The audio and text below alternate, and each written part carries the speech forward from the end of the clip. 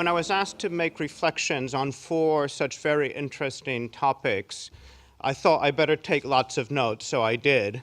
And I didn't read my email, and I didn't tweet. I paid very copious attention. And what I'm going to try to do is bring the topics we've discussed together around, I think, 3 themes that cross the topics. But first, I wanted to pick up on something Tom spoke about in the introduction, and I think the very fact that we're here at this conference, the fact that across the UK this week there are 20 events focused on effectiveness in marketing, collaborations across all the marketing disciplines and all the marketing partner organizations shows what an important topic it is, and a topic that we've covered in its broadest sense this morning. So certainly measurability, accountability, and effectiveness are at the heart of modern marketing. And that's really what we focus on at the DMA group, where we advocate, educate, innovate, and connect our community around the key issues of data-driven and performance marketing through our brands, the Institute of Digital Marketing, IDM, and DMA. I think when I was going through the presentations today, I think there are 3 broad themes for me that emerged and that are complementary and somewhat intertwined with each other. And we're going to have some Scriberia up there has been taking visual pictograms of what we've been learning today. So hopefully they've captured some of what I'm going to summarize in real time. Now, I haven't seen the slides, but I think my reflections will tie into it. I think the first broad theme is how can marketers be influential at the most senior levels of business? How can marketers transform business and be influential in the boardroom? The second topic is around the tension, if you will, between short-term metrics and measurement and long-term brand value and brand loyalty, and I don't think it's an either-or. And the third one is around culture, organization, and skills, and what you need to put in place in order to be complementary. So I think I'll pick up each of those 3 questions and try to bring some highlights together from across the panels that try to bring it together into some sense of whole. So in terms of marketers being influential at the highest level, I think 2 themes emerge. The marketer has to be the voice of the customer into the organization, into the senior leadership of the organization, both in terms, as Jan said, of understanding the metrics around the customer, but also, as one of the early panelists said, understanding why customers are taking the decisions that they do, not just measuring the effect of the decisions.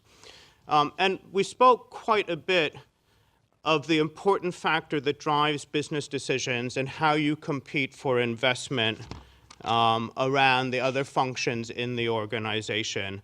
And I think all the panelists from the first session and then right through to Nigel Gilbert spoke about growth as being the critical business driver that boards are looking for. And so what you do as a marketer and how you pitch your need for investment has to tie into creating profitable growth for your organization. And that leads somewhat into the discussion of short-term and long-term measurement metrics and how you might bring those things together. I started my career as a brand advertiser at Y&R, working on some major brands, but moved quite early on in the early 90s into data-driven marketing and measurements. And in those 2 incarnations of my career, there is an analogous concept. When I was working on brand, we talked about brand loyalty or the long-term value of brands. And when I became a data-driven marketer, we spoke about lifetime value. And I was really pleased to see the notion of lifetime value enter into the conversation in the last session. Because I think when you come to measuring profitable growth, it's really important to understand not just the value of each media channel, but the value of each customer. So not every customer in your database has the same value. Most brands will in some way operate towards a Pareto principle, where 20% of your customers are really responsible for 80% of your profits.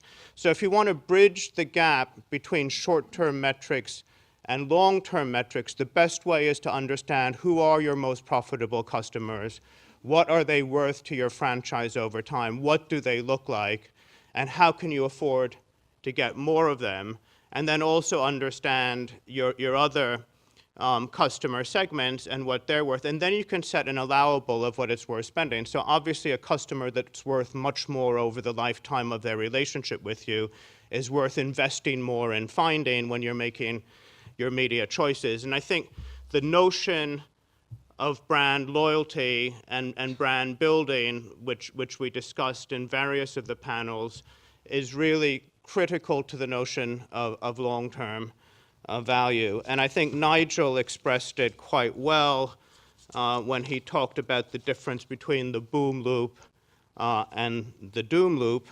And that was that exceptional experiences wherever they can drive advocacy for the brand and long-term value. And I think Jan and Mark also talked about the challenges of growth, and that perhaps sometimes the marketer has to take themselves outside of the short-term metrics that they're valuing and look at category transformation or business transformation in the way that Aviva was moving from profitable and very successful commodity marketing in specific insurance segments to becoming a digital insurer overall. And I think Mark spoke about the same challenge in terms of looking outside of the category. So on the one hand, you can use your short-term metrics, which you need to do to optimize the immediacy of your returns and to start to understand what's happening. At the same time, long-term shareholder value and long-term growth is more linked to integrating brand values with that. And I think if I switch a little bit to some of what Patty said, and I think this is really important to the marketer being influential at the board level. Patty spoke about 3 gaps that marketers face when they're integrating with the board: the trust gap, the power gap, and the skills gap. And I was struck when he spoke about what we do as looking to the future and predicting, with all the knowledge and data that we have from the past, predicting what might happen in the future, and how that necessarily creates some tension and some lack of credibility. And then how we overcome that by mobilizing colleagues, mobilizing team, mobilizing yourself, and inspiring your colleagues. So I think that gave some insight into the type of cultures we need to build. And I think it was Patty who spoke about forgiveness rather than permission. So if we're operating in a fast-moving, real-time world, if we're operating in a world where the metrics and the experiments are happening in real time, then we have to empower our teams with trust to take the right decisions and build a culture of learning. And a culture of learning is critical to enabling your talent to feel empowered, motivated. And I think that's another theme that came out, that to be successful in this era, you really need to have the right level of talent motivated to stay in your organization. And in some ways, that links very clearly to the type of leadership you provide to your teams and to the rest of the organization. We had quite a lot coming back to the issue of brand and long-term, and I wanted to pick up something that Jan spoke about in terms of brands, because it struck me as a really important, especially as at the DMA group we're undergoing a brand exercise now and considering whether and how to change the brand. And I think what Jan said is that you're better off with less brands, that you need to be consistent, clear, and single-minded while reinventing, so that you don't need to create new brands, you just have to replenish the existing brands with new meaning and new life as the world changes and the world evolves. So I thought that was a particularly useful piece of insight. So when it comes down to it, I think all marketers need to continue to look at measurable impact, but very importantly, both long-term and short-term.